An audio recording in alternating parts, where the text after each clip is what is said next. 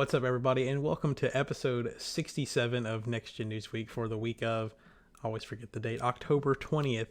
My name is Mitch, and joining us is Richard. Welcome back. Hi. back from the ether. Michael. Meow meow. And Chase. Hello, hello. All right. So sometimes we do announcements on this show about upcoming things, and I've normally put them in the notes, but it's not really like the biggest surprise, I guess, on the planet. But I do just want to let everyone know that the end of year one of trivia is coming up soon-ish, and that is going to be, we're going to announce the winner at the Game Awards, like during that live stream, just to kind of put all the the awards together.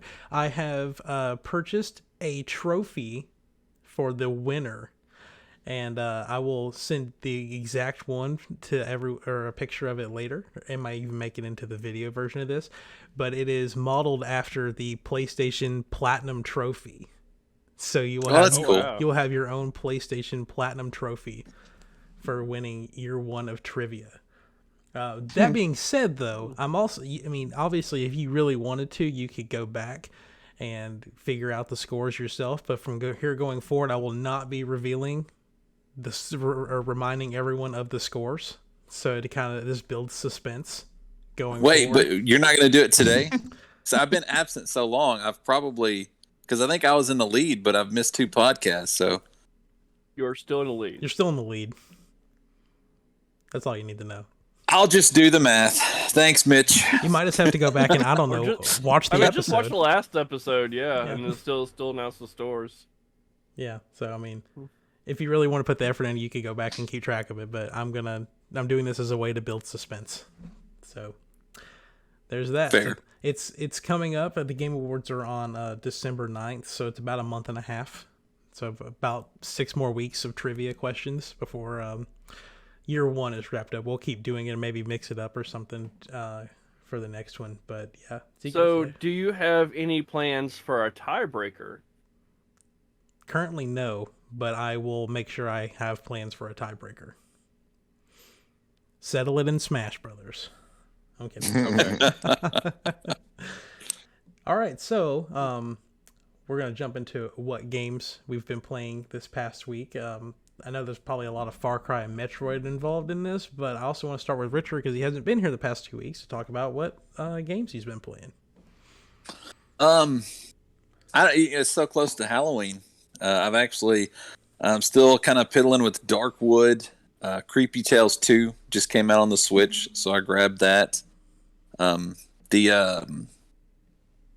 Quick Draw series with Red Dead Online is still cranking them out. They're about to release their Halloween DLC, which if you got all 4 of the Quick Draw campaigns, then you actually get that for free. So I've been playing Red Dead Online. But yeah, I mean, I've really been focused on the Survivalists. I don't know if if any of you've heard of that. It's you probably have. I think they made the Escapists games. Mm-hmm. Mm-hmm. And I mean, it's like a cutesy little, you control monkeys. I have a bunch of monkeys and pirates hats that do all the fighting for me, kind of Pikmin-esque. But I mean, that's cute to diddle around with. But yeah, I've had so much stuff going on outside of video games. I've really not had time to focus on anything massive or story related. So no, I've just kind of been poking at stuff that's kind of scary themed. We're at Halloween, so. He was so hyped for Far Cry 6, and then at the last second, I can't do it. I can't. I mean, I will, but I don't know. I'm not in the right headspace. Not at all. Michael, what have you been playing? Really just been trying to hammer out Genshin Impact. They got a event going on with Kazuha, the Animo Samurai, right now, and I'm trying to just bash through the main story so I can access the event. Right. Chase, lots of Far Cry, Metroid. I think you beat Metroid by now. What else? Anything else? Yeah. What's going on? No, that's yeah, I finished Metroid. I thought it was great. Thought the ending was really, really incredible. I almost beat Far Cry. I was going to try to stay up all night and finish it, but I just decided against that. Um, but I'm pretty much like right at the end of Far Cry 6.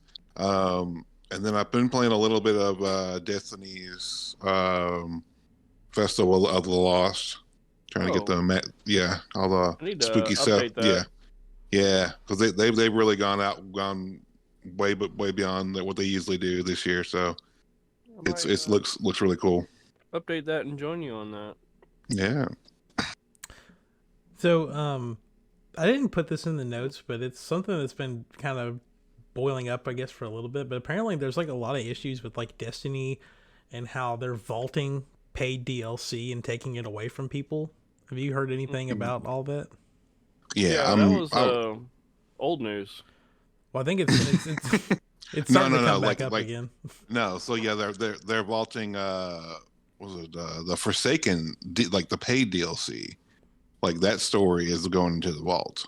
Yeah, and they're like taking planets away. Like you can't go to like Mars and Io anymore, and they're adding a bunch of other stuff. It's kind of weird. I know the stuff I read about it, not to go off on a tangent too much, but it was like in the terms and conditions, it says that they can vault, like they reserve the right to remove this paid DLC from the game. But it's just like, if you put $200-300 in DLC in this game, and they're just like, nope, you can't have it anymore. Like I'd be so mad. Yeah, but yeah, they're trying to. I mean, because I will say, like the past year, like everything. When they did vault the game, like I noticed like lobbies are matchmaking way faster, like just load times are incredibly fast. So I will say that with vaulting the game, because I mean there was so much content in the game, like it was slowing it down, because a lot of people just aren't playing stuff that came out 5 years ago in the game. Yeah. So. People are wanting new stuff, so yeah. I mean, it's just going to evolve. Like I can see why people are upset, but I can also see. I mean, there are people arguing on both sides. So yeah, I mean, I can see that being a thing.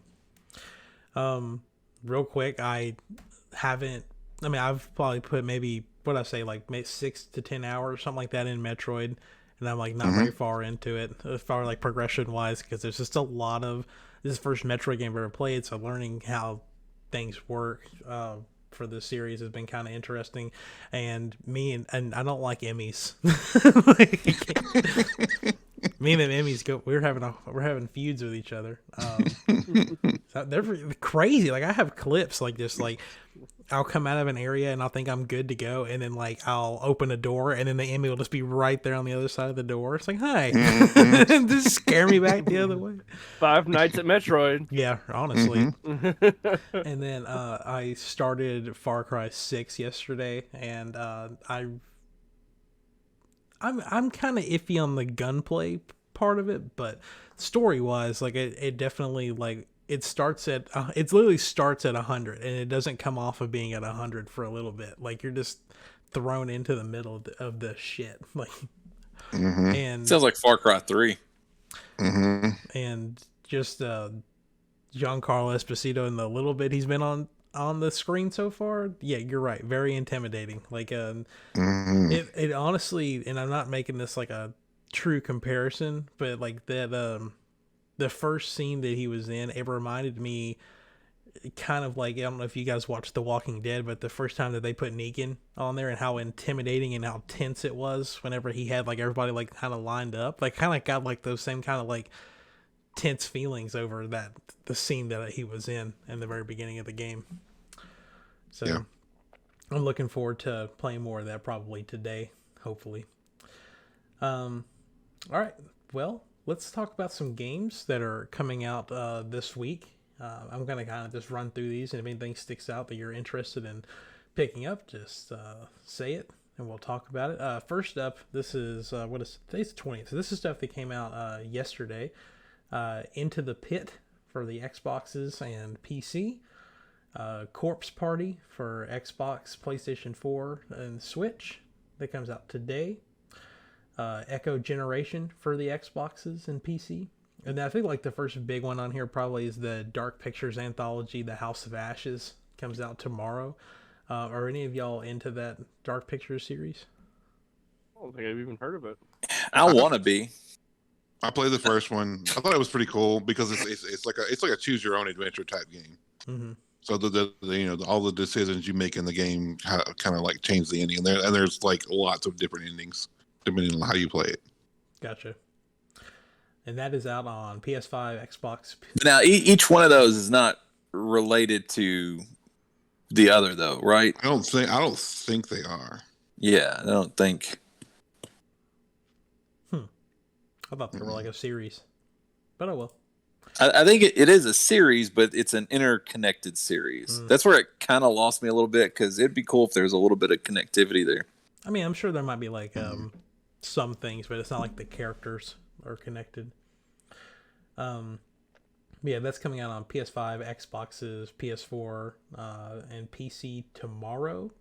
And then jumping to next Tuesday, Guardians of the Galaxy coming out on literally everything. Are any of y'all picking up Guardians of the Galaxy? I don't know if I'll pick it up firsthand, but from all the trailers, it looks really good. Yeah, it looks like a lot of fun. So yeah, but I'm still not probably gonna buy it at launch. I may wait till it's on sale. Not a day one. Someone posted something about how the install size for the game on PC is 150 gigs. Good Lord. Well, but it's not that big on everything. I got a lot of space. We got to remove Call of Duty from a hard drive to put that thing on there. Or buy another hard drive. Another hard drive. We have Iron. Did I already say Iron? No, okay. Iron Harvest Complete Edition for PS5 and Xbox Series on October 26th as well. And then I'm going to assume this is also on the 26th, but I forgot to put the date in the show notes. NASCAR 2021 Ignition. Day one. Oh, yeah. Vroom Vroom edition. Nothing like riding fast in circles. Yeah, exactly.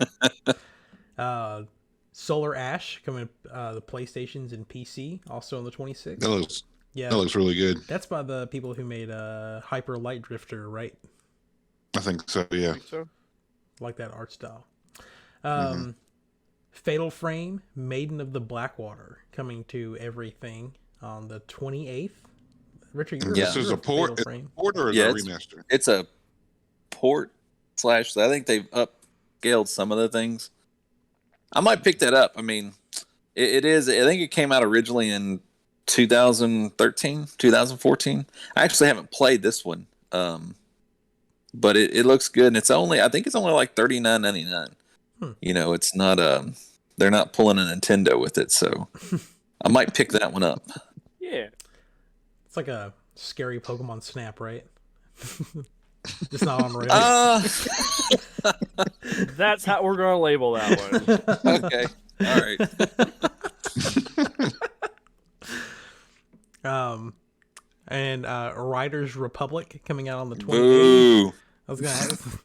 Richard got to play Riders Republic, so yeah, I signed up for the beta. I got it, and it's a hot mess. It's so bad. It's like if you have like any type of anxiety or ADD, you can't, because you open up the map and literally there's probably 400 icons on it, and you got all these little pop-ups that happen like everywhere on the screen. There's way too much going on. It's really hard to figure out what it is you're supposed to be doing. Because it's like, oh, you got to go here for this bike race. And it's like, oh, okay, well, what about these other 300 icons you've just popped up on my map? It's just, I don't know. It wasn't what I thought it was going to be. So I think that was one of the big disappointments. But then actually playing it it pulls your attention in so many different directions that it's really overwhelming. The map is crazy. The map is huge, and every square inch of it has an icon on it. So you're just like, okay, what the hell? Should give you an option to turn off icons on that. And then my Game of the Year pick comes out on the 28th, and that's Mario Party Superstars. Because, God, I love Mario Party, and I really love N64 Mario Party. So when you're like, hey, we remastered N64 Mario Party and put it on the Switch, Wait, oh, just say less. I'll give you $80 right now. Just say less. But yeah, that's so that carries us all the way through next Friday on game releases. Usually when we record, it's like, okay, yeah, Tuesday's already happened, so it's like, yeah, we could talk about that. But I always just try to like keep it up to next week, so we're staying ahead of ourselves. All right, well, let's get into some headlines here. And I know it says we're going to start with Metroid Dread, but we have to talk about No Man's Sky because that just happened as we were getting ready to record. So No Man's Sky's Halloween update is getting ready to go live, including rideable sandworms and, quote, flesh fireworks. Didn't it go? I think it. When I logged in this morning, I took like a 15 gig update.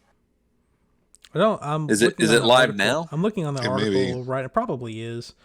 So yeah, this is an article from IGN. It says No Man's Sky has announced Emergence, a fourth expedition and Halloween update that focuses on the game's horrific sandworms. Also, it adds flesh fireworks. Okay. Expeditions are quests, and Emergence is the first with a full narrative attached to it, stranding players on a barren world and asking them to solve the mystery of a cult that appears to be connected to the Titan worms infesting planets across the galaxy. Oh, I know what I'm doing here in about an hour. The expedition also I think it's live. Yeah, the expedition also acts as a mini update, adding a number of features, from better particle effects to fully rideable flying sandworms after you tame one. There are also a number of grosser effects being added, from a jetpack trail that fires worms and a flesh launcher that sends up fireworks that explode into a splatter of slime, plasma, and wormlets. Sounds like a penis. That sounds like a penis with a giant rideable penis that you can have. Would you like to own giant rideable penises? Yeah, sure, why not? The full list of updates from the Hello Games has put out is more variants in the sandworms, the particle effects, the rideable sandworms, the Titanic trophy. This eerie skull, once belonging to a large legless cousin of the Titan sandworm, adds a touch of the macabre decor to bases. I mean, whatever that means. And then you have flesh launcher. So lots of Halloween gross stuff that come to No Man's Sky. Giant rideable penis, interactive ejaculating penis, and a giant penis statue. I think we're good. Yeah, the game's complete. Pack up that Game of the Year edition. Let's go. No, I still want trains. We'll tie it in there. We need trains. So speaking of like Halloween stuff, I'm really bad about saying I meant to put this in the notes and I forgot. But I was gonna quickly highlight the Call of Duty, what is it called? The Haunting event that's happening. Because they added a Scream, or like Ghostface from Scream, in there, and then they dropped the new trailer for Vanguard's Zombies, which I know I put in the chat like a week ago. Chase watched it, and Chase is like on the fence about getting Vanguard to play zombies. Or he made a comment that made me think that he was. Mm-hmm. That's like the look up. I'm not actually getting this, Mitch. Stop talking about it. So anyway, we'll skip past that to talking about Metroid Dread, because everybody loves, well, so far everyone who's played it, Metroid Dread really likes it, and it sold so well that it has outsold almost every other Metroid game in the first 3 days that it was on the market. So this is where am I at? VideoGameChronicle.com. And Metroid Dread in its opening weekend sold 86,798 copies in its opening weekend, which compared to the number 2 spot in an opening weekend was Metroid Fusion at 49,680, and it goes down from there. So Metroid Dread definitely is on track to outsell pretty much every other Metroid game.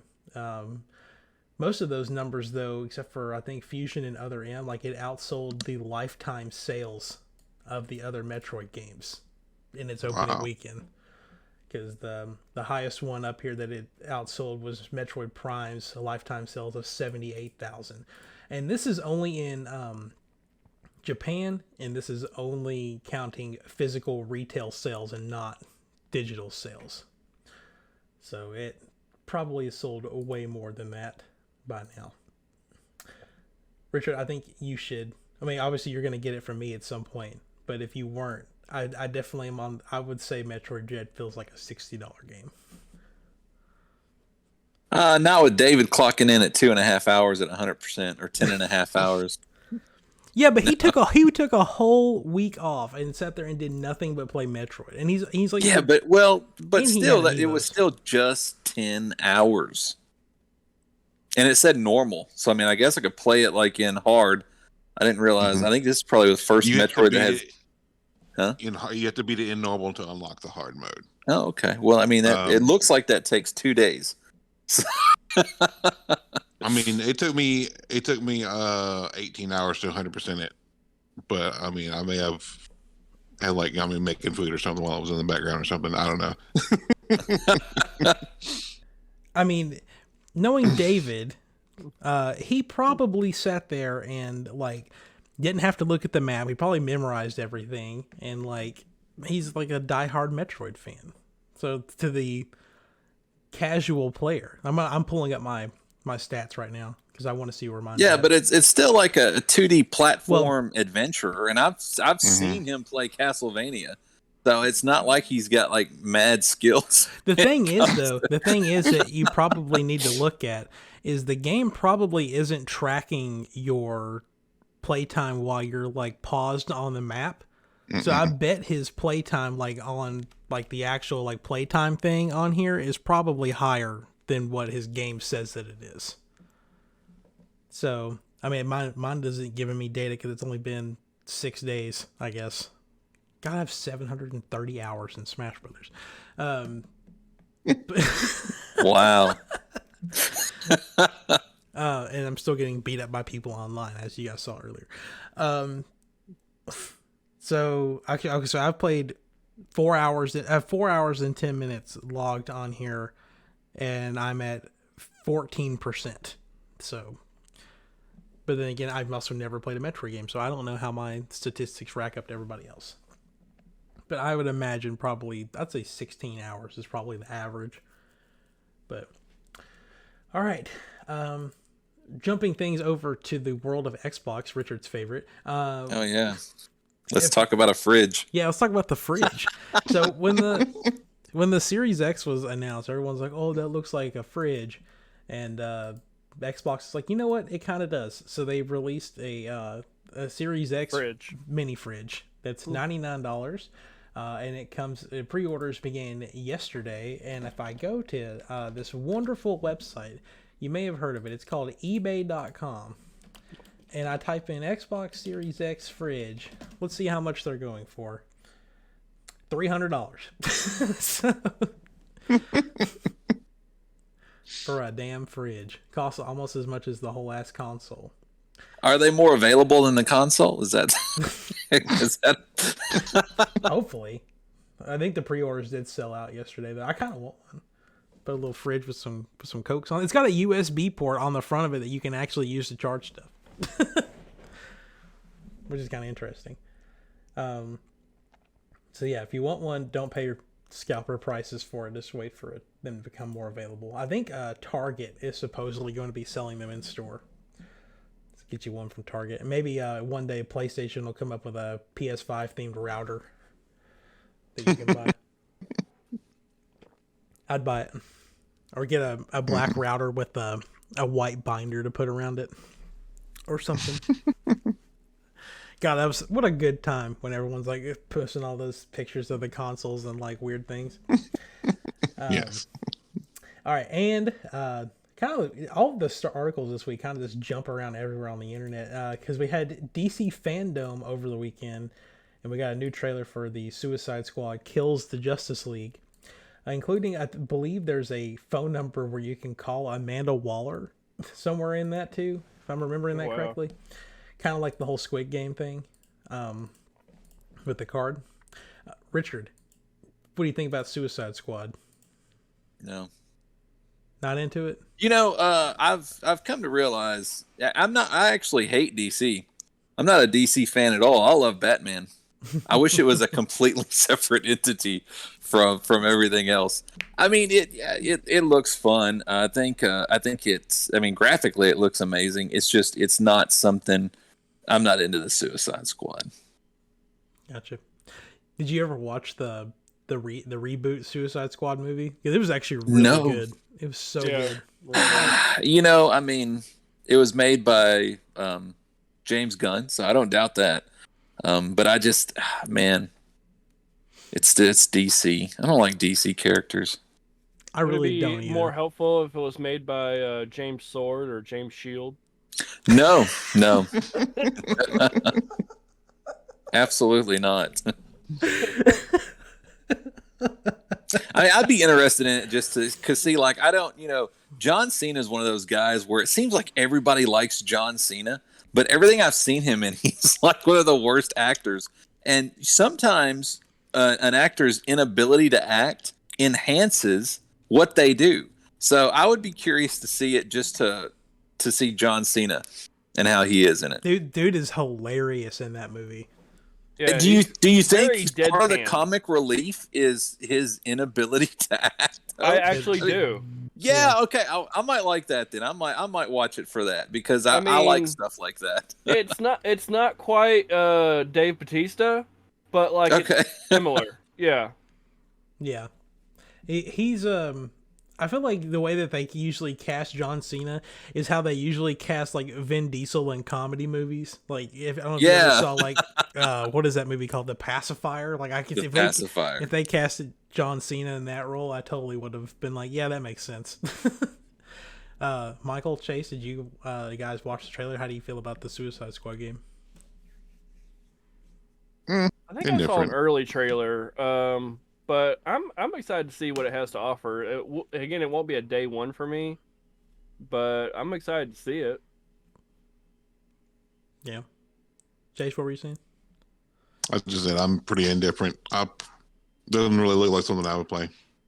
Isn't it like it's a 4-player co-op open world-ish game, isn't it? So like Destiny. Yeah. No. Okay. But we can't talk about DC fandom without talking about the Batman trailer, even though it's not gaming related. Richard, let's talk about the Batman trailer. Oh God, where do we start? I don't even know how many times I've watched that trailer. The first one, I've probably watched that trailer a good 500 times, and I'm probably nearing in on the second one. Like, I mean, dude, I love that. Everybody, and even now, when you look in comments and stuff like that, everybody's still hung up on Robert Pattinson as the sparkly vampire from like a decade ago, and they don't even reference anything else that he's been in. Now, a lot of the stuff that he's been in has been indie stuff, but it's been really, really good. The kid's got some acting chops, and I think he's going to pull it off very well. And I absolutely love that Catwoman actually looks like Catwoman in this film. Like the one I see when I'm reading a comic book. Mm-hmm. You guys, one of you also interested in going to see the Batman whenever it comes out? Yes. Oh, I'll go multiple times. I probably won't see it when it comes out, but I'll watch it. It looks really good though. It sounds like a Next Gen Newsweek field trip. But then again, I also thought Godzilla Looks would be amazing. that, and then it never happened. So I'm kind of curious why the Riddler, why they went with that approach. It's weird. It's odd. I don't get his mask and stuff like that. But Paul Dano, it looks awesome. It really does. Very violent. They should have recast Jim Carrey. That's all I'm saying. Oh, no. God. Yes. Can you imagine him in like a very serious rated R Batman movie as the Riddler? Didn't he I think do Cage something would like... add to he could it. do it. Yeah. He could do it now. He definitely could, yeah. He's just got some like weird twist between like the original Riddler and the Grinch and the Mask, and they're all just kind of like. Man, how about Colin Farrell? Like, he is completely unrecognizable in that film. But his voice, they got all the makeup and stuff on him. Like, if somebody didn't actually tell you that was Colin Farrell, I don't know how you would even know. Right. Nice. Well, keeping it on the rated R side, but we're gonna change the R to an M and talk about Rated M Video Games, our favorite. We're going to talk about the some more information about the Grand Theft Auto Remastered trilogy. First off, Richard, you weren't even here when we broke that it, or we didn't break it, but like we were talking about it originally. Are you excited that the trilogy actually exists, and are you going to pick it up? I don't know, because I've heard it's going to be close to like $80. So Chase was saying like the PS5 Yeah, version 70. Yeah. So I don't know. I'm gonna have to, I'm gonna kind of pause. It's funny because I actually played through Grand Theft Auto 3 fairly recently on my PC. I just had wild hair, but I've not played Vice City or San Andreas in a while, and man, I really loved that original trilogy. I'm not saying that I won't. I'm gonna have to see that much money in it, because that's really expensive for 3 relatively old games. Yeah. So the news we're talking about is that there was some more information about it that was leaked on Rockstar's support website. And so this is a quote from that. It says, 3 iconic cities, 3 epic stories, play the genre-defining classics of the original GTA trilogy, Grand Theft Auto 3, Vice City, and San Andreas, updated for a new generation now with across-the-board enhancements including brilliant new lighting and environmental upgrades, high-resolution textures, increased draw distances, and Grand Theft Auto 5-style controls and targeting, and much more, bringing these beloved worlds to life with all new levels of detail. And then there's like an extended thing where if you buy it through the Rockstar launcher, you get a $10 to $15 discount through the Rockstar store to use on other stuff too. I just want to see another launcher. Yeah. Another launcher. I mean, Rockstar's pretty big, but like another one. The Rockstar launcher's been around for a little while. I think it was on PC before the Epic Store actually. Like even Bethesda has one. I'm just like, I only downloaded it because there was like free stuff on there. Pretty much. They didn't release any more content on that. Yeah. I think today actually is the 20th anniversary of GTA 3. So I wonder if Rockstar's actually going to formally announce something today, like with the trailer or something like that. I'm going to pull it up on Twitter real quick to see if that's happening. Make sure it ain't breaking as we're looking at it, but it doesn't look like it has. So maybe later today, though, we might get a full trailer for that. It'll probably happen as this episode's uploaded to YouTube or something. But does any of those enhancements that they talked about, does that kind of sway you more towards getting it now that you've seen some of the new stuff or heard about it? It does me, but like I still need to see it.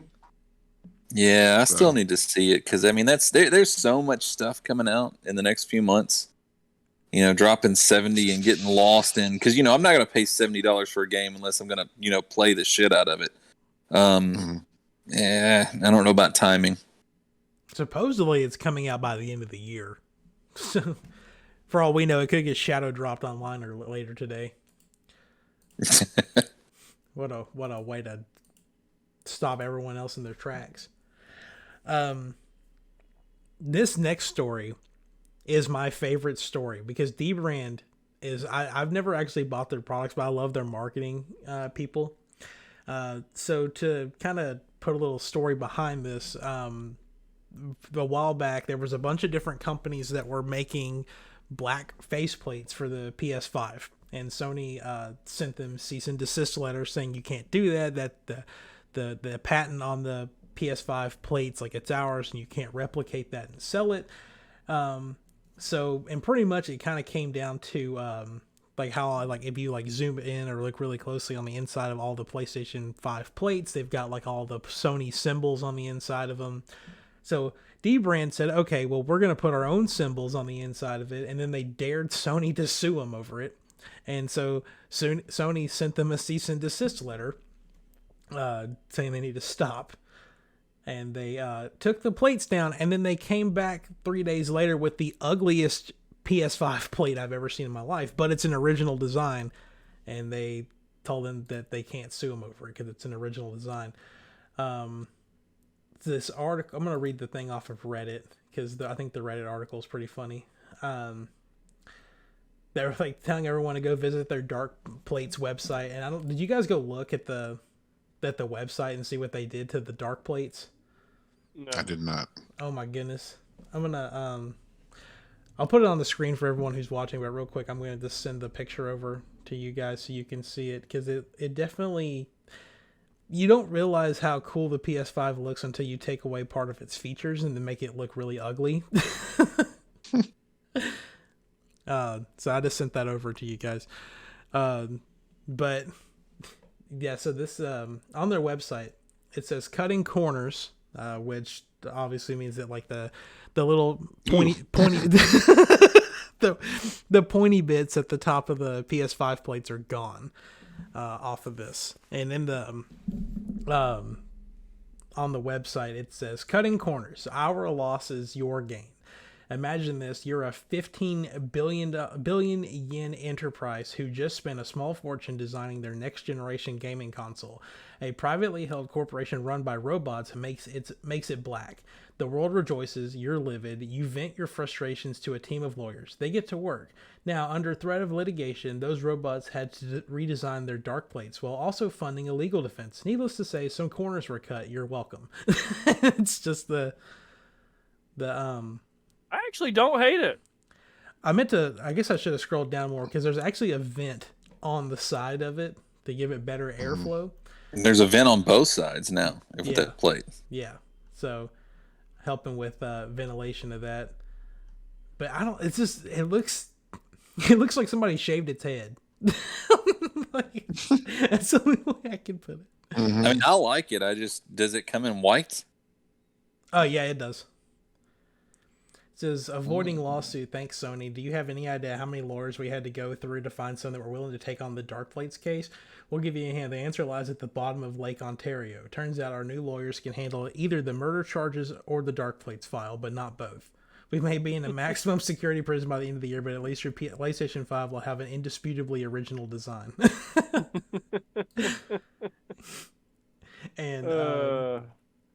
And as you may have noticed, much like your hopes and dreams, the original Dark Plates are dead, and here's why. The TLDR is that we were served a cease and desist letter from lawyers representing Sony Interactive Entertainment. Naturally, there's a lot to unpack, including consideration that Sony might want to send Netflix a cease and desist letter over Squid Game, anecdotes about Ford F-150s and the right to repair, speculation over Sony's upcoming product launches, and quotes from the cease and desist we've received. And then they got a picture of Phil Swift from the Flex Tape thing that says, that's a lot of damage. Oh, man. So what do you guys think about this? Do you think it's like, are they right to be able to make all that stuff? Or do you think that Sony's making the right call here? I mean, I think they should have stopped it at the second go around. You know, if once they put their own symbols on there. I mean, to me, this kind of goes on the tangent I went on last podcast, like the right to repair and user serviceable parts and replacement pieces. Like, it kind of goes into that. Yeah. Like, if they'd really wanted the option, they should have already had that option instead of just forcing lawyers to pin down everybody else and go, no, everybody has to be white. Like, that's console racist. Well, all right. I've not messed with it, because I mean, if anything happens to it, it's not like you can just, I just go pick up another one. Right. Removing the side panels, are you opening anything up that voids the warranty? No. I mean, I don't know. I mean, it's kind of, I don't see. Now I'm kind of lost about I mean, that's like,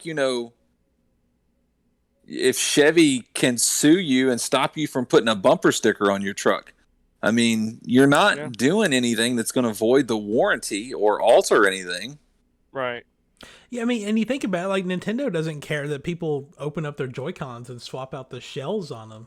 Like, that is the warranty on it. I mean, they don't care. Basically, I mean, all you're doing is cosmetic. Like, I don't see really any. The only thing I can see is they're making money that Sony doesn't get any of, and that's probably where the buck stops. Yeah. So I'm probably gonna get these, man. I love the side vents. So I'm looking at the actual like thing where you can pick out everything. You can get it in matte black, a quote retro gray that is the same color as the PlayStation 1, classic white, or that's the option with that. And you can also get a skin that goes across the black part in the middle that comes in black, gray, white. And then they've got one called robot camo and one called triple black. That's kind of like a carbon black color.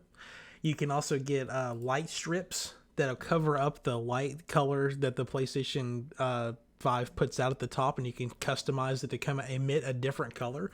So if you wanted your console to be black with red lighting come out of it, you could do that. That's hella tight. If you were to purchase everything here, it would cost you roughly $79. The dark plate by itself is $59.05 plus shipping. And from the front, it doesn't look any different. Like, it just kind of looks like the little parts that come off the top are just shorter. You don't really start to see how it looks weird until you look at it from the side. So maybe that was just a bad angle of that picture I sent. But it looks like they're shipping starting in January, if that's something that you want to pick up. Did you read the little comment thing about the fans?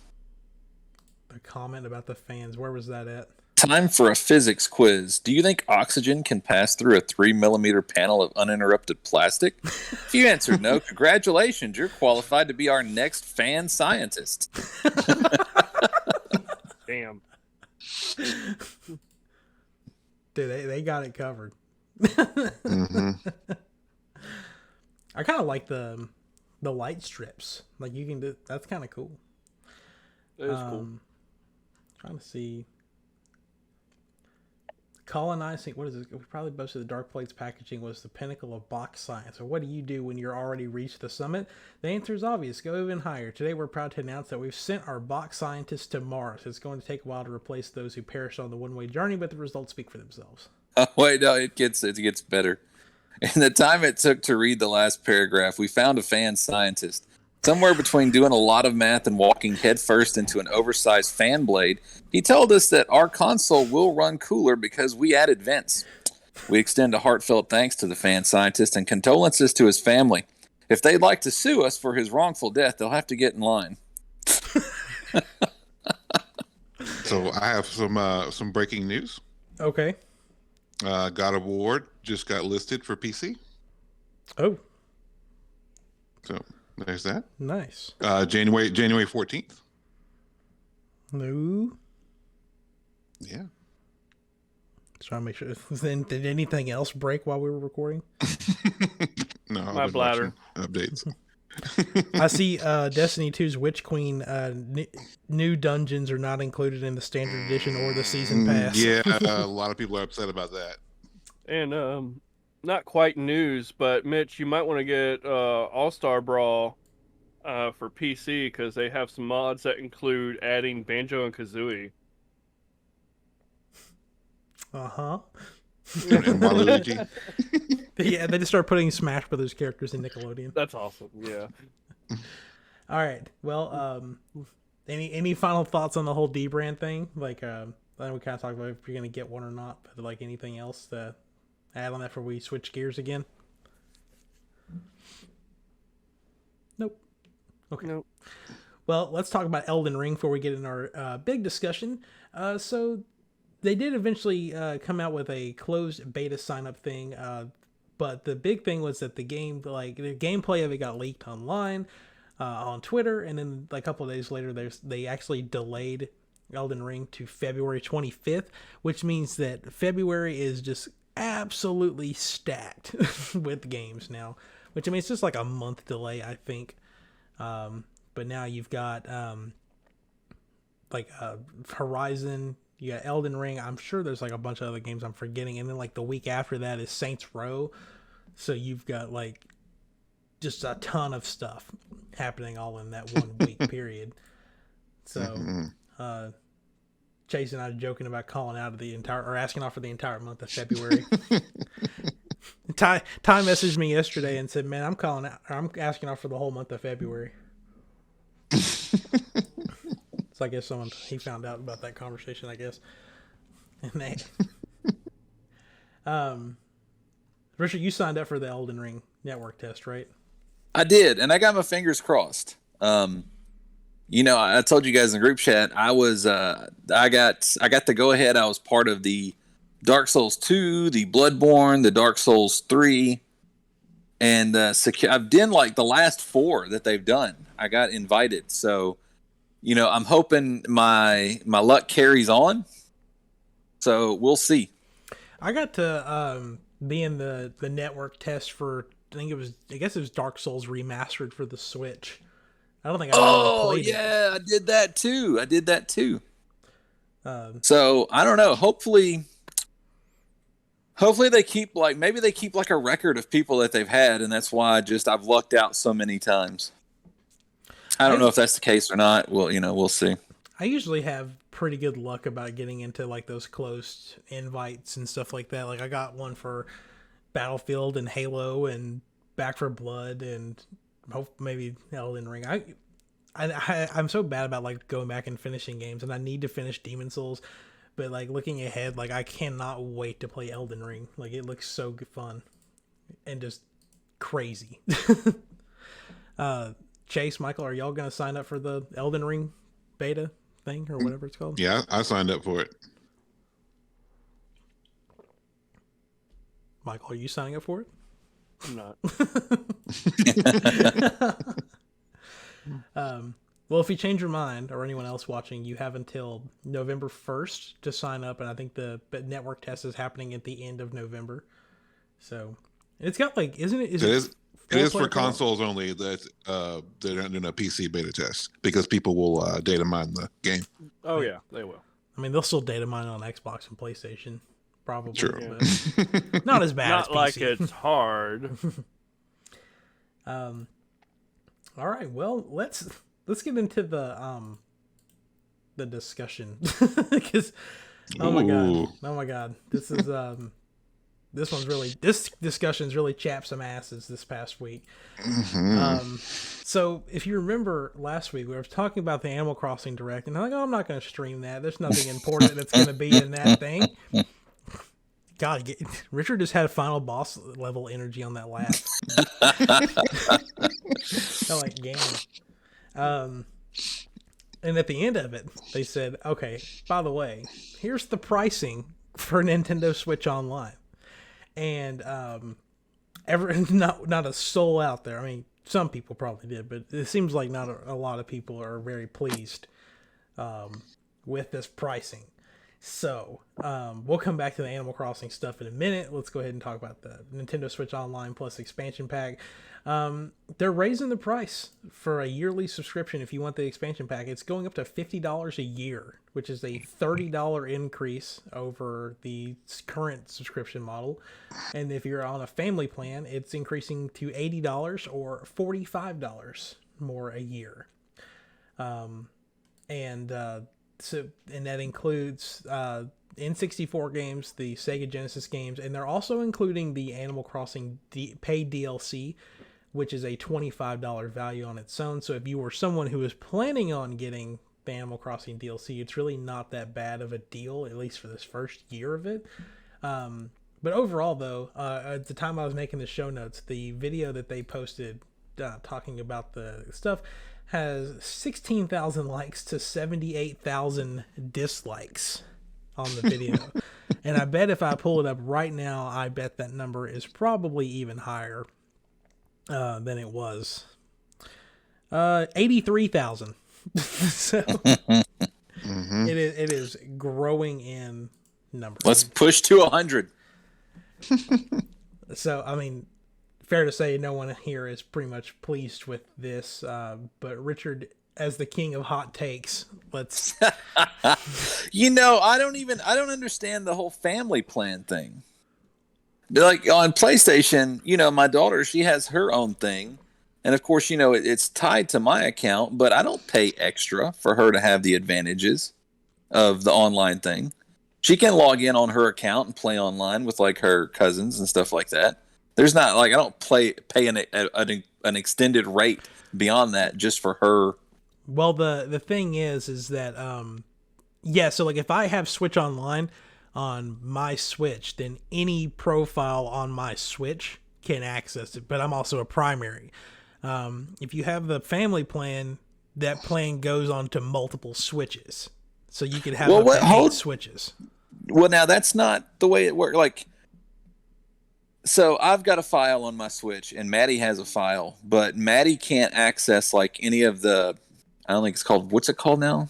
Not Virtual Console, but she can't play online on the Switch or access any of the retro games. Or maybe she can't access it, but the thing is, it's supposed to be like up to 8 Switches on one family plan. I mean, to that extent, I can see that, but yeah, she doesn't have the advantages that I have. Like to play the retro game, she has to go under my thing. And I mean, I don't understand that because they're all on the same console. I think that's stupid. Now, if they're going to stretch across multiple consoles, I get that extended rate, but I don't understand why I would have to pay another like $20 a year just to enable her log on my console to have access to that stuff. But I mean, that aside, man, it's not. I mean, I can sit here and say that it's not worth it, but I mean, there's 83,000 people right now that have said it's not worth it. So, I don't know. I read some article that was trying to say, well, it's licensing. Well, most of the games are fucking Nintendo games on there. So how is that much licensing? Right. I think that's just because. I mean, let me do a little. I'm gonna figure something out here. You can go to somebody else and ask them. I'm just gonna do a quick little. The thing is, somebody made a comment about is that there is a Sega Genesis collection of games that has like 50 Genesis games on it. I have it. $27 at GameStop right now. If you wanted to go get that instead. Chase, what are your thoughts on this expansion pack? My thoughts were like, I mean, initially, like if you're an Animal Crossing player, then this is a good deal.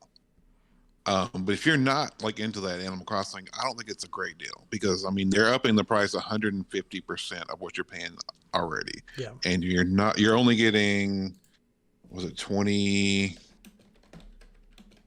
something games? So, 20 than you were originally getting, which is, I mean, there's over 100 games, there's 108 games in the Nintendo and Super Nintendo library at the moment. Yeah. So I mean, that's not like a big increase of content. I mean, I know they're going to add content, but like it's just up front. I mean, it's just not that much. It doesn't justify the price cost with the current content, even the stuff they've announced. Yeah. Yep. Right. I did see something about. I was looking in the description. It says limited time game trials where members can download and play a full Nintendo Switch game with no additional charge. I haven't ran across anything like that before. I know that like some games like I would say Immortals, Phoenix Rising, or like Watch Dogs. They have like free to play weekends where you could just like download the whole game and play the whole game if you wanted to play it. But I'm not sure about Nintendo.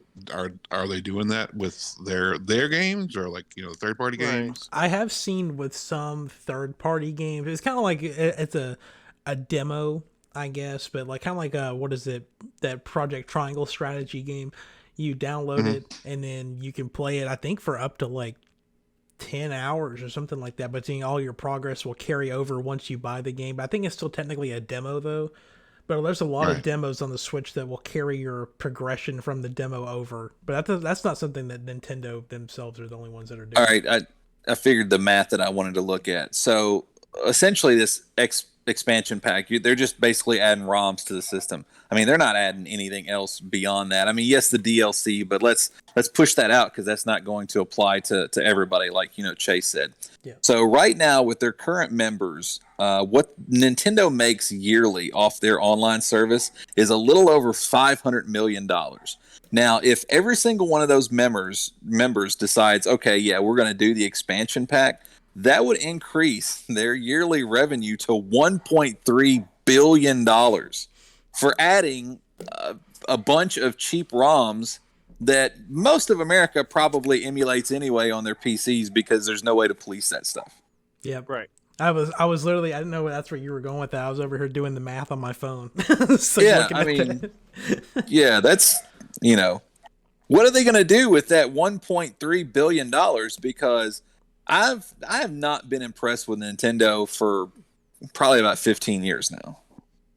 Well, I mean, they need to launch a similar offering to Microsoft and PlayStation. Like free game of the month. Something comparable. Here's Mario Party. Here's Donkey Kong Country. A game that's been out a while. It's still one of their major, OPs. But here you go. It's free now. Yeah. Yeah, I mean, they definitely need to add some incentives like that.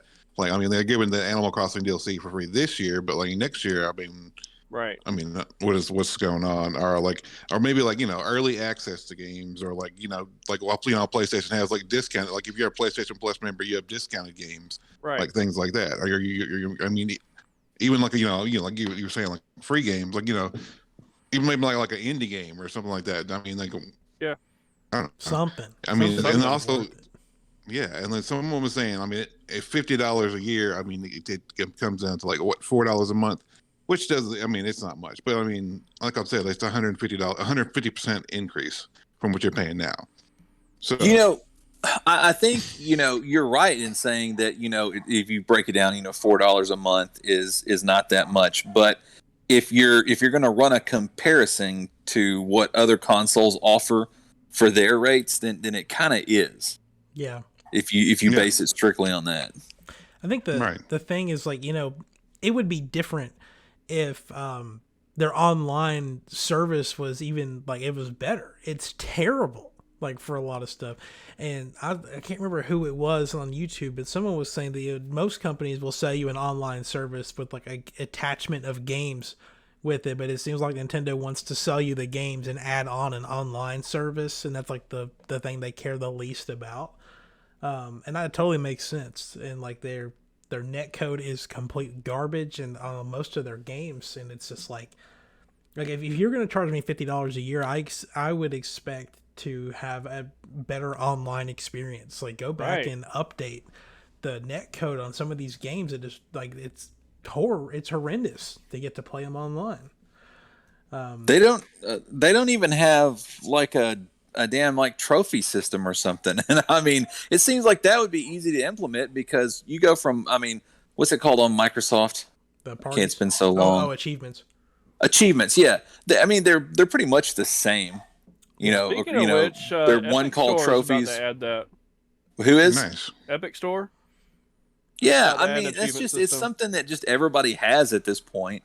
But I don't know. I guess it's that's another thing that when you look at this Nintendo service, there's a lot of stuff that just everybody has at this point that they still don't, but they're wanting the same price that everybody's getting. Yeah, and I know one of the things, and I think it's just with the current hardware, is that they were not able to implement a party system with voice chat and everything because it takes up so much RAM on the Switch that doesn't have a lot of RAM, and that's why they opted for doing the app version. But the thing is that Fortnite totally had it all there. Yeah. Discord approached them and said, "Hey, we'd be happy to build an online service for you guys to use for voice chat," and they said no. So, oh my god, there's always next console, right? They'll put enough RAM in it, maybe. Yeah, but it'll still be behind like everything else. Look, Mm-hmm. if the new Nintendo console now on PC. Pretty much. Or like Michael suggested, once a game hits 5 years, they just upload it to PC so you can play it for free on there. Maybe, who knows? But yeah, it's man, I love Nintendo, but they make some very stupid decisions, and they're so behind the times when it comes to this stuff, and I don't get why they don't just. I wish they would go the route of Sega. I really do. Just get out of the hardware game. Just focus on making games, and we'll play Mario on Xbox and PlayStation. Or hell, if they just wanted to party with Microsoft and make it exclusive, I would probably finally buy an Xbox. But yeah, I mean, Did you ever hear the story about how Microsoft approached Nintendo trying to buy them, and they just laughed at them? So I think I know what we need to do. So there's a business practice in Japan called the Loud American, and basically, we just present to Nintendo like, "Hey, hire Richard." And so the reason why they have be the Loud American, because you can be the Loud American, because all the other people don't want to go against the CEO, and Richard will be like, "I'll come tell the CEO. I'll tell him he's doing this wrong," and there we go. We fixed it. I'm game for that. With this, they're gonna have to. Go ahead. Sorry. They'll have to make me a new Punch Out. That would be my payment. They've got to make me a new Punch Out, and I'll do it. It's like, I'll be the Loud American for free if you make me a Punch Out. Raise all sorts of hell. I did see some people talking about how, I think it was last year, Microsoft had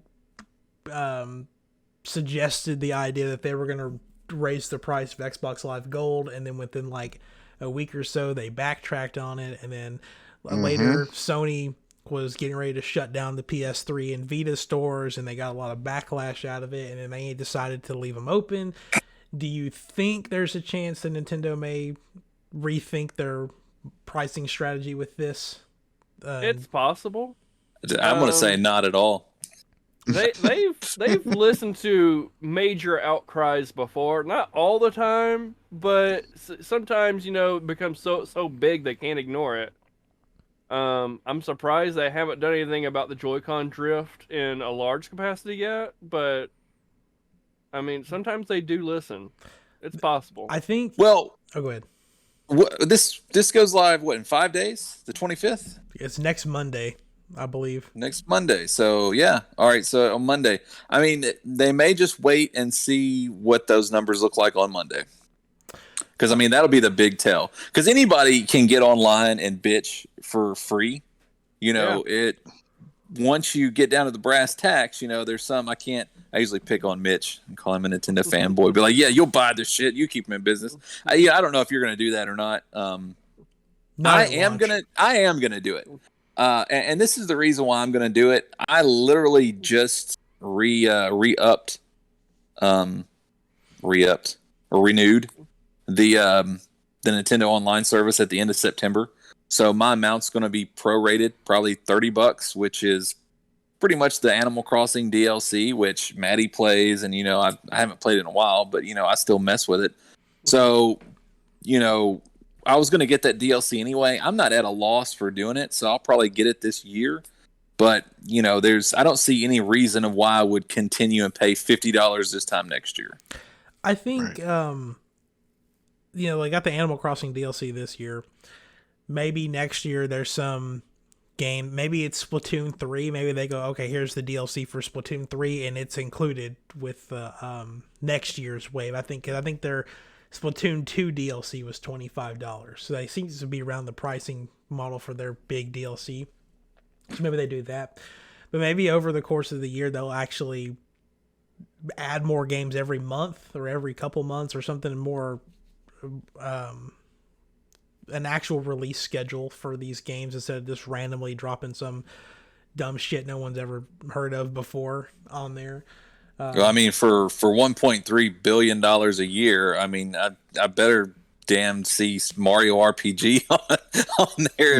If there's some kind of like licensing issue with that in Square, then I mean, I'm sure that much money can make some gear move somewhere. I don't think that there is, because I mean, they put Mario RPG on the SNES Classic. It was, yeah. They put Geno as a Mii fighter in Smash Brothers. So I mean, there's definitely communication there to get that done. And hell, I feel like getting Banjo-Kazooie on the N64 thing is probably cost more money than getting Mario RPG did on there, I would imagine. So I mean, they're definitely capable of doing that. It's just about whether they want to or not. But I don't know. Maybe next year they'll go, okay, well, we're not raising the price, but we're adding Game Boy games to it. Like if they add Game Boy games to it, I kind of feel like that would help alleviate some of the price with that as well. Now if they jack the price up and get another $10 because they add Game Boy games, I'm out. Yeah. I'm out. Game Boy games with a speed increase. Let's blast through Pokemon Red. Oh please, yeah, kind of like what was that Pokemon Stadium? Yeah, with the Doduo mode and Dodrio mode, which is really easy from a hardware perspective, and I assume emulators could replicate it too. But I mean, you're just increasing the properties of the timing crystal or a resistor normally. Yeah. I did see that the N64 games are running at 60 hertz, which means that they're probably running a lot better than they were originally. I think it was just the PAL region, but I think the games were running originally at 50 hertz maybe. So maybe that, I don't know how that works in the US, because I always thought if it ran at 60 hertz, then that means that you're actually getting like 30 FPS or something. I don't remember how it used to work. Or maybe I'm thinking of motion rate. I don't remember. Anyway, just to round this out, I ran a poll on our Twitter just seeing where our fan base on there was at with whether they were getting this or not. So I put, what are your thoughts on the new pricing model? 0% is worth the price. 33.3% it's pricey, but I'm going to get it. 16% said they were indifferent, and 50% said it's not worth it. So pretty much I feel like that's where we're all at with it. And then we can talk about the Animal Crossing DLC, but if you are, or first off, are any of you guys, I mean, Richard, you said you're going to get it, but are you actually going to play the DLC, or are you just getting it for your daughter? I'm probably going to play it. I mean, I kind of got a soft spot for Animal Crossing. It's, it's a good little kind of mild time waster, and I don't really, now I think I missed there's a farming update or something. You can farm now. Yeah, it's part of like farming and cooking and stuff are part of. See, I haven't played it probably in about a year, so I've Same. missed quite a bit. And I saw some screenshot. It looked like the little person was growing just fields of weed, and I was just like, "Wow, what the hell is that?" Because I mean, I'm sure it could be doctored, but it looks legit. But then there were like little Animal Crossing police beside him, so I don't know. I want to check it out because I don't know, man. I like those little farming sim things. I don't. Seems like I was playing one recently. Oh yeah, another game that I was playing that I'm still playing, that the predecessor of Harvest Moon. So I kind of like stuff like that. I kind of like the creativity and the kind of the organization and the management. I like having really, really intricate farms that produce the most amount of money. I do the same thing like on No Man's Sky. I like stuff like that. So yeah, I'm probably going to play it. It looks cool. Yeah, go ahead. Oh no, I was just saying Nintendo could probably make bank off of just remastering or bringing back to the current console like older Animal Crossing games. Oh yeah, totally. Yeah, if they ever get around to GameCube games, they could probably do an Animal Crossing City. Oh my God, Luigi's Mansion Trilogy. Luigi's Mansion Trilogy. I mean, they can make. I would pay $60 for that. I'd pay $80 for that. Oh my God. What if they did what about the Metroid Prime trilogy? If it was $60? No. This is look. I'm just gonna. I got the Steelbook. I actually was not a fan of Metroid Prime. Like, I love Metroid, but I didn't like that jump to the whole 3D first-person shooter thing. It took away a little bit for me, and I mean, it was still very much a Metroid game. I don't know. It presented so much of a change.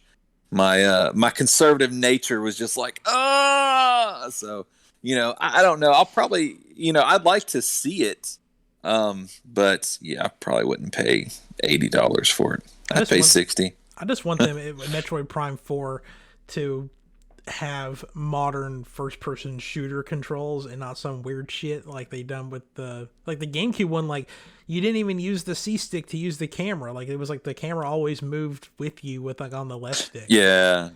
And now, granted, the GameCube is not known for its first-person shooters, but just bring it to the modern day. Make it play like Halo. Like it's pretty much like a Nintendo.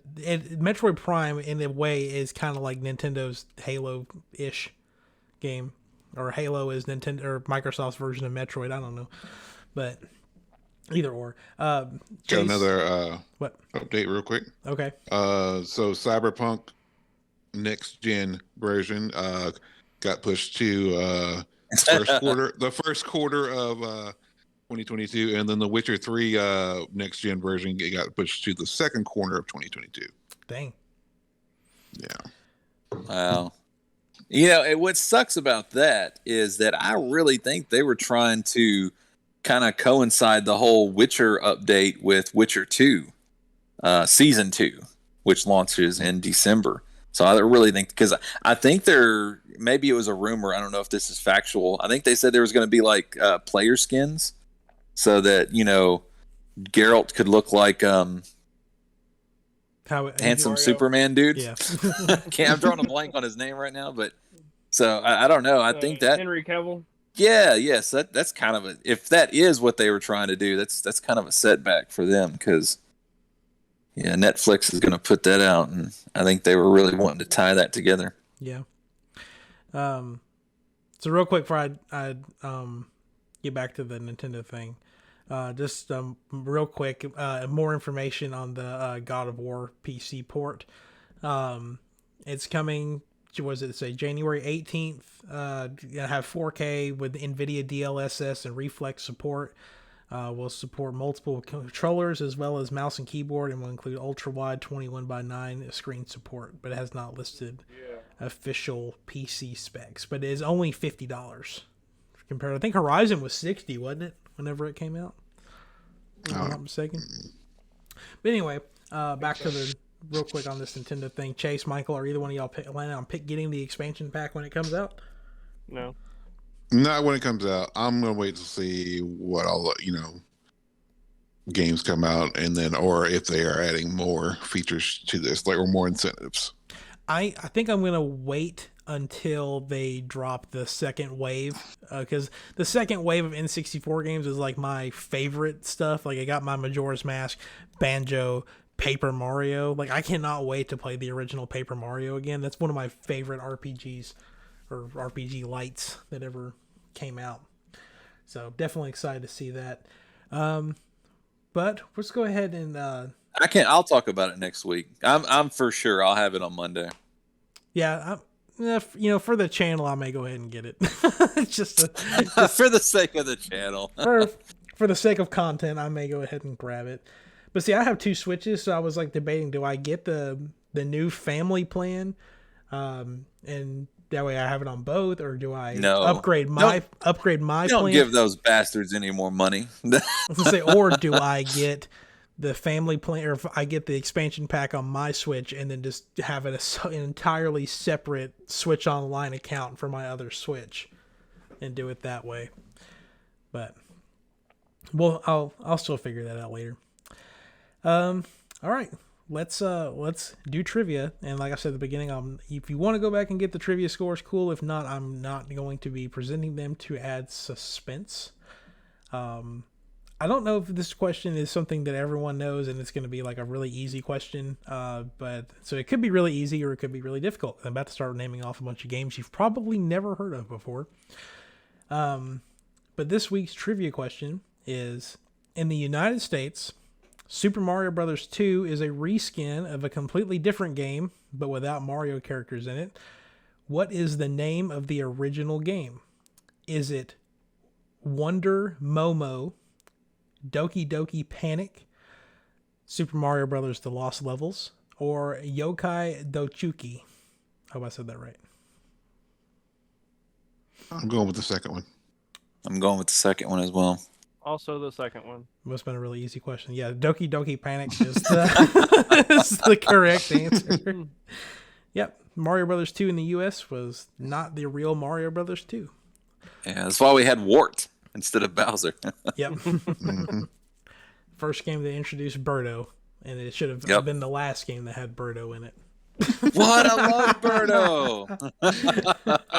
Birdo was in tennis? Oh, but Well, that was after. That was after They're like- Mario Brothers 2. You got to remember, like, so that game came out. I think I was like 6 years old, and I don't have I know it had to be monumental because I remember it to this day. It stuck out so hard. The ability that she would shoot out those egg discs, and you could jump on them and ride them, and then pick them up out of midair. Oh, we'd never seen anything like that. That was crazy at the time. Mm-hmm. I remember playing that. I never owned it, but playing it at like after school care. We had an NES at the after school care I was at, and we would always we'd play that. And I didn't know about the egg thing until forever. So me and my like kindergarten friends, we would always like only play like the first level because we could never knew how to beat Birdo and get past it. We didn't know anything about it. My thing is I wonder if that was the original score for that game. That was because I also feel like the music from that game also sort of kind of set the stage for all the Marios that would follow that. Because dun dun dun dun da da da da, all that kind of. I'm about to look it up real quick. While I'm doing that, in case it takes me a second. Oh wait, hold on. Subspace music for Mario Brothers 2 is the overworld theme for Mario Brothers, while the music for Doki Doki Panic is an Arabian theme. The musical score for the players select and overall themes are slightly shorter, and the extended rhythms are exclusive to Mario Brothers. So Okay. So it looks like they're different. So, but yeah, congratulations, everyone. Everyone got them a point. So Richard, you're still in the lead. Yeah. That's all that matters.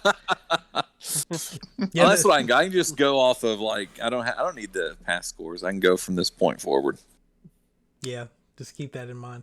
And Yeah. unfortunately, I feel like the only thing that really happened today was that Steven fell down a little bit trying to catch up to you guys. So Poor Steven. I know, gotta be here. So anyway, let's go ahead and we're at an hour and a half. This is one of the longest episodes we've recorded so it far. has been. Are you saying that as someone who has to get ready to go to work? No. Oh, okay.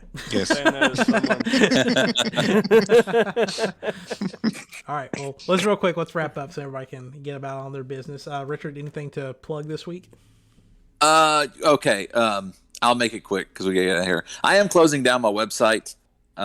It actually got some pretty good traffic.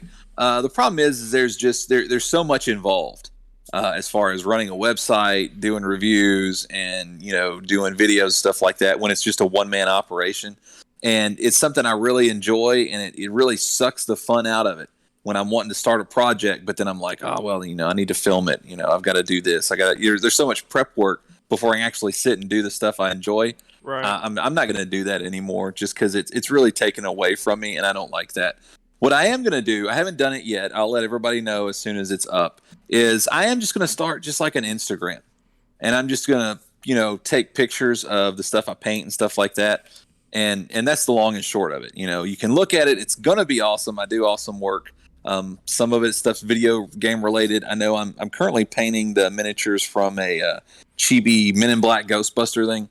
So those will be getting popped up as soon as I get it. And I'll probably announce the name of the Instagram next week so you can check that stuff out. Nice. But I'm actually really excited for that. yeah, at this point, that's all I'm doing. Just stuff to look at. No likes or, well, I guess you can like stuff on Instagram. I don't know. I'm not really basing it on that.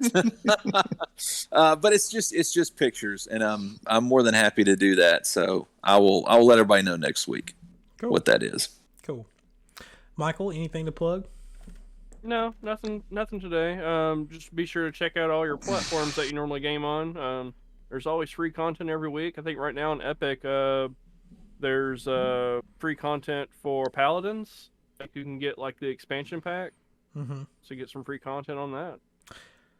I don't know if I can find it real quick. Yeah, when I was on the PlayStation app trying to buy Far Cry yesterday, that I didn't realize that I missed out on getting some free games on PlayStation Plus, and there was one called Hell Let Loose on there. Mm-hmm. A hardcore World War II first-person shooter with epic battles of 100 players with infantry, tanks, artillery, and dynamically shifting frontline and a uniquely Ooh. resource-based RTS-inspired metagame.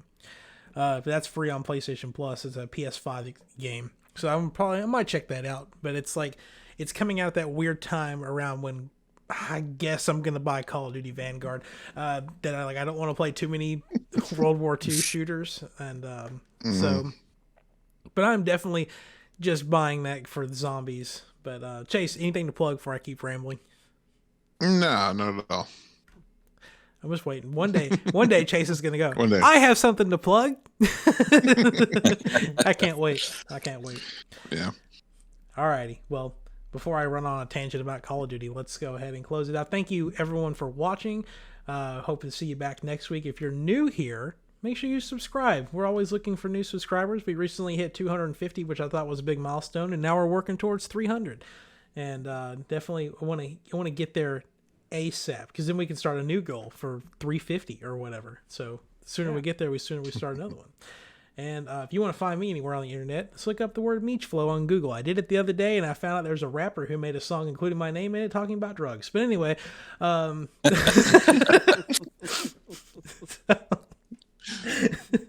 you can hear Mitch's new song. yeah, exactly. He wrote it just about me. All right. Y'all have a good week. Michael, close us out with something snazzy.